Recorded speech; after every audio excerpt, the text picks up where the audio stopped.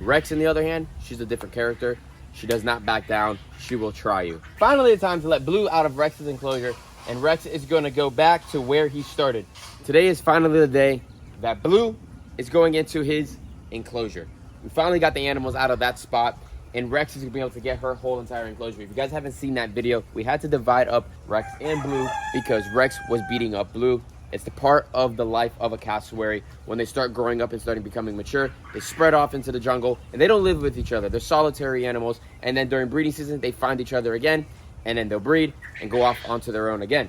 So it is time now to open them up, but as you guys know, this side over here, we made specifically for Blue, but we had other animals waiting here for another enclosure.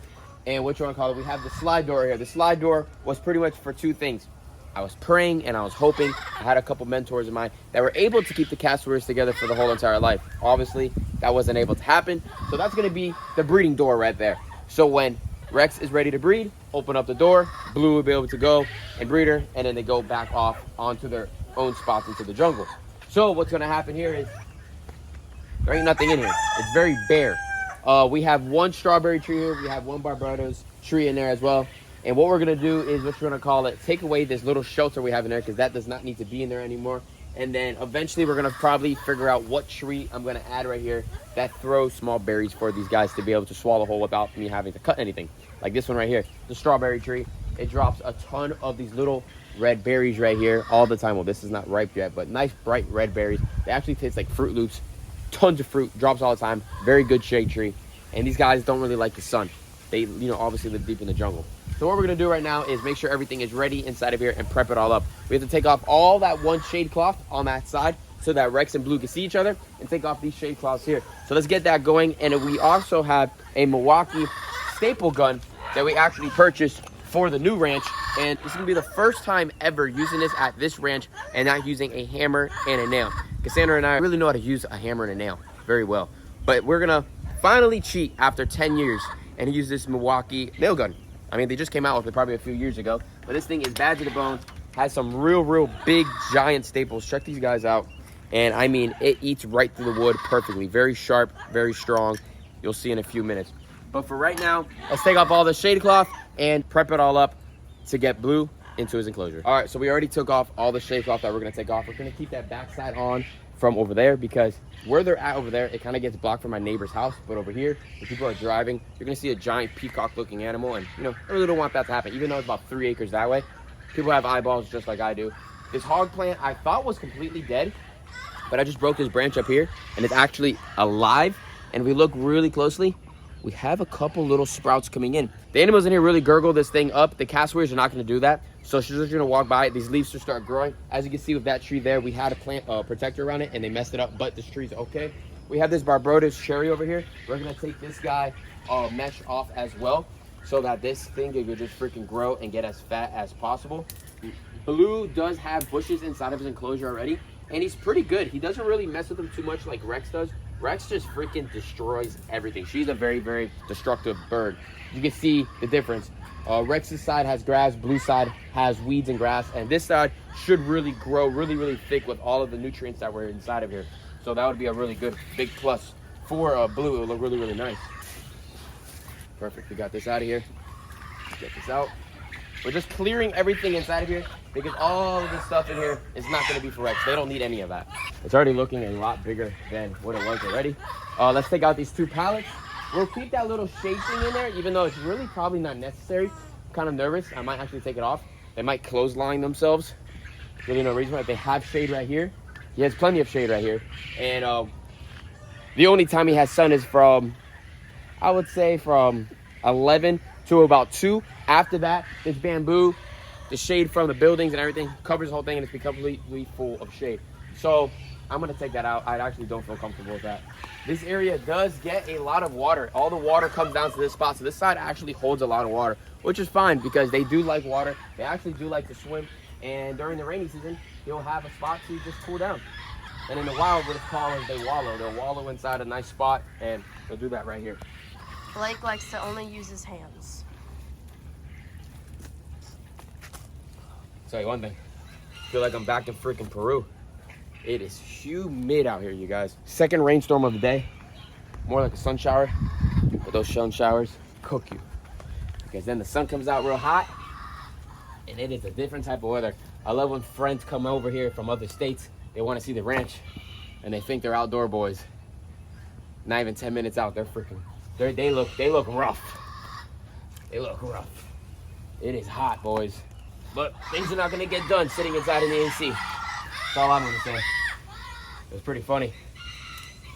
We're almost done with the aviary. I know Josh is gonna watch this, but it's true. He was like, I have a lot of friends and family that love watching your videos, and they say that stuff is amazing, how he does all that, blah, blah, blah. Josh loves helping here at the ranch. You know, he's been helping me here now for a few months, and he was like, I'll never build an enclosure that big. That was freaking work. The amount of hog rings we put in there, that was insane. I will never do that. And it's true. You can hire somebody to do it. It's gonna cost you a couple $100,000, I ain't gonna lie. Or you can do it yourself, and you can really love it a lot more if you do it yourself. But can't hire somebody. I don't have the funds for that. I do it myself. A lot of sweat, a lot of time, a lot of breaking your fingers, and having good family and friends around to support you is absolutely the best thing about it. Well, that was also his first time hog ringing. No, yeah, for sure. He's never hog But still, anybody. We're all my day one friends. We're all boys. They ain't gonna come to the ranch. You know what time all my friends come to the ranch when we're gonna hang out? At nighttime, because they know we're not working at night. If I had spotlights out here, probably would still be working. But you'd have to have a turn off button as well and enjoy life. All right, that's gonna be the best it's gonna get right there. That's good. Let me go clean my hands real quick. No, I wasn't gonna wipe. Let me wipe? No. Completely cleared the inside of this. It's completely done. Now it's time to staple on the outside and get some of these staples done that we weren't able to complete from the beginning. It'll take us 5 minutes, so I'll show you how this thing works. Real fast, very simple. You aim, you push. Sorry. Turn it on first. Aim, push. She's strong. I wish we had that the whole time. Should have invested in that a while ago. We should have, but it's all right. I don't like being lazy.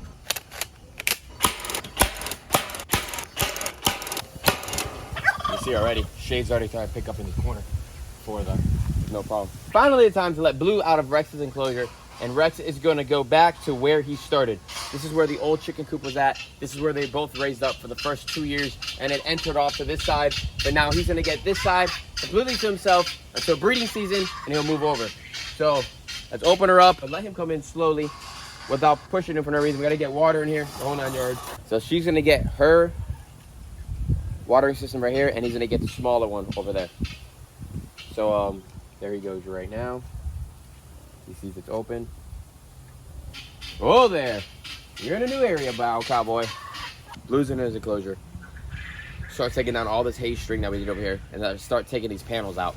Rex, on the other hand, she's a different character. She does not back down. She will try you. Try you because we're inside her home. This is her home. This is her territory.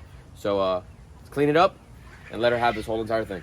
I was told that hay strings for big birds, if they swallow them, it does not do good because it wraps around their intestines and then it kills them. Little pieces, obviously that's not going to do anything, but a big long piece, because they swallow all around, they can't process that. So everybody that has emus and stuff of that sort that you know, have farm animals, you're gonna have hay strings from your hay. So make sure you pick them all up. A piece like that would probably even still be okay. Obviously you don't want them to eat that. No, I don't think that would be okay. But a long full hay string is no bueno. All right, the birds are in the spot they're supposed to be at. Blue is already checking out the strawberry tree. It's at a nice height.